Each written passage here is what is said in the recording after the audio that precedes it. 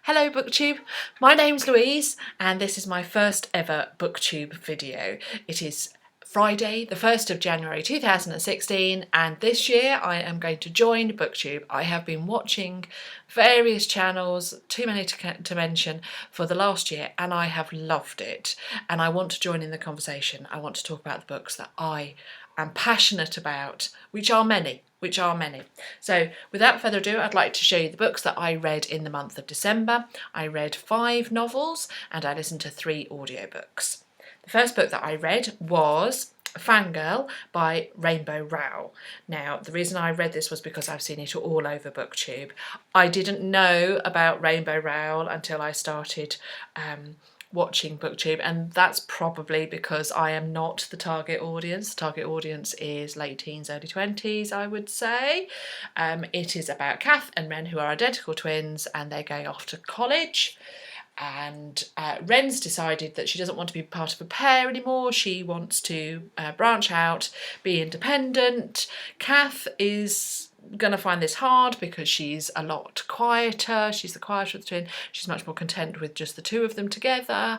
So what she does is she retreats into her fan fiction, which she writes. It's a similar Harry Potter world. It's so well known on BookTube, I had to pick it up. It was part of a 3 for £10 book deal that I found, so I thought I'll give it a go. And this is what I read. I enjoyed it. I thought it was fine. I zoomed through it. I'm not the target audience, and I think that probably affected how I felt about it. However, it was fabulously quick and it was very enjoyable. I think if I had been in my late teens or in my 20s, I could have got passionate about it. It had all the various standard themes for that kind of fiction, but it was great and I would recommend it to anybody that knows, who is that age or is into fan fiction especially, which I didn't know about. I didn't know was a thing until I picked this up. So thank you very much, Rainbow Rowell, for telling me all about fan fiction. The next one I read was Obsession in Death by J.D. Robb. Now this is the 45th book in his series. I mean, that's actually quite ridiculous, isn't it? But it doesn't actually tell me how many, does it? Book 40. Here we are, book 40 in the In Death series. I have read all of them. I have all but one. I think I borrowed some from the library because they were coming out. I was catching up on them because they came out, and then I have read them over the last, I would say, 8-9 years. They tend to come out 2 a year, and they're always in depth. They are set in 2055 onwards. They feature Lieutenant Eve Dallas. She is a New York lieutenant, New York cop, and it features her, I'm not going to give it away, it's her husband eventually. Within a book, they get together and it is phenomenal. They are gruesome, but they are incredibly quick. They're fast-paced, sexy crime novels and I love them. They are so, put your brain to one side, I just want to read something. If you like a bit of crime, you like a bit of futurism, you like witty repartee, you like plot-based, incredibly plot-based books, these are the ones for you.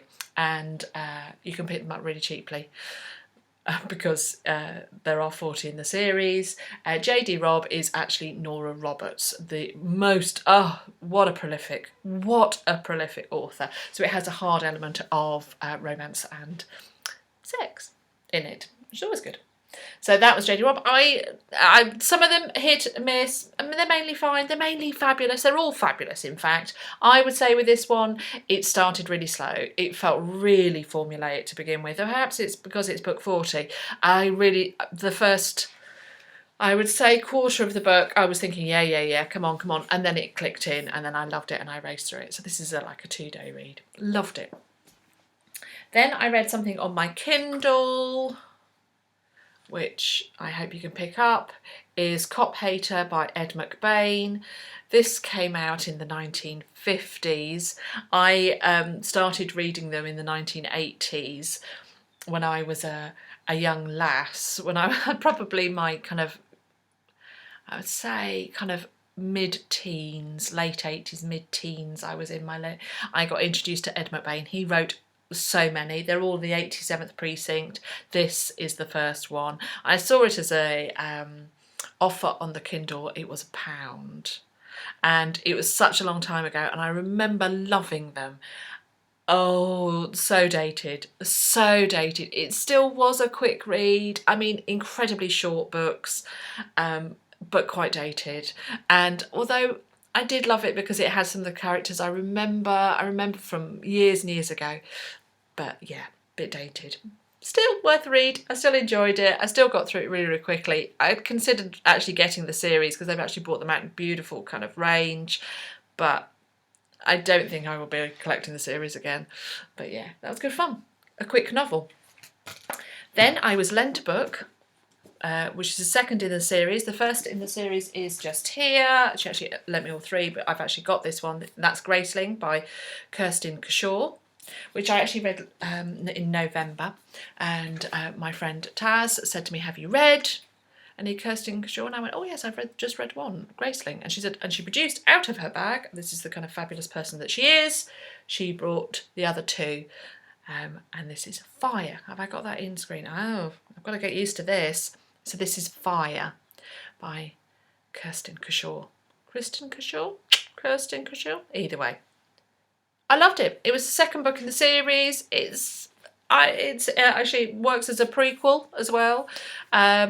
It features somebody from the first book, a kind of an antagonist, which was fab, and it all worked. It's an amazing world. It's a high fantasy. I would say it's YA. I wouldn't say it was adult. I would say it's YA. It does cover some adult themes, but not. It's more the violence and it's more the idea of the torture, of which there is much.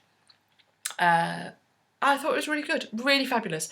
The thing about Graceling that I really enjoyed, which was the first novel in the series, and the thing about Fire, it's a different heroine, but it is the main woman in both the books. It's incredibly strong, feisty, independent, powerful. Powerful, yeah, but it's more an inner strength rather than physical beat you up. And I loved that. I really enjoyed that. I think they're really good novels for that. And you fly through them. They're not too big. Really lovely. So, Fire. I really enjoyed it. And then the last book that I read, I actually finished yesterday. And that's Jim Butcher, The Dresden Files. And it's the first one. It's called Stormfront. Again, completely, I'll be honest, YouTube driven. I've seen this on various people's channels. I think it's Lindsay Ray, really loves all the series and has read lots of them. This is the first. I think there was at least 12 out. It could be more than that. This is the first one.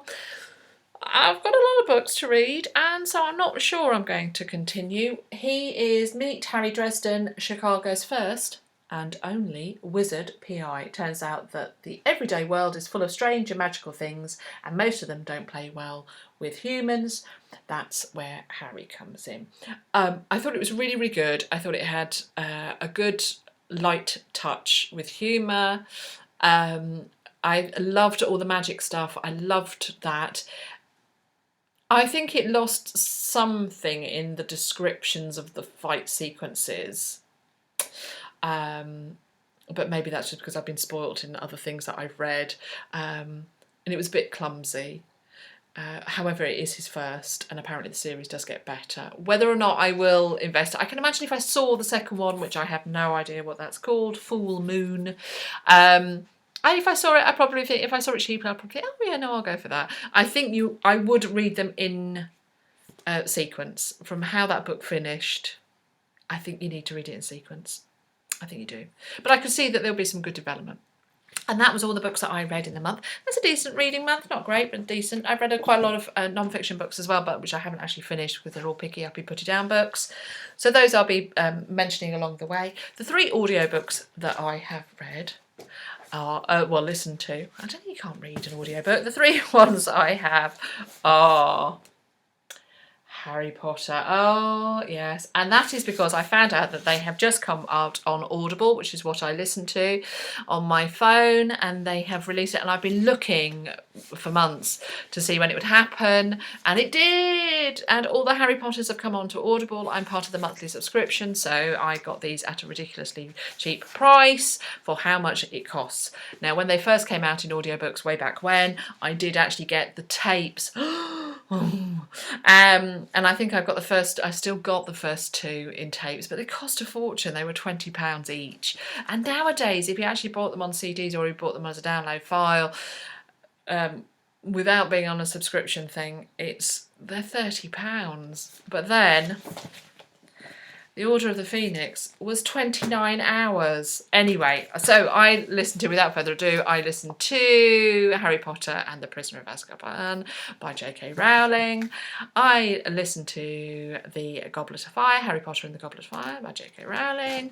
And the last one was Harry Potter, put it that way so I don't get in the light, and The Order of the Phoenix by J.K. Rowling. Oh, what an investment. And I realised when I picked these off my shelf to actually show the books how badly my spines have weathered, but then I did get them when they first came out. So they're old-fashioned and they're really red, and they've got bookmarks and they've got everything in. They're part of my family.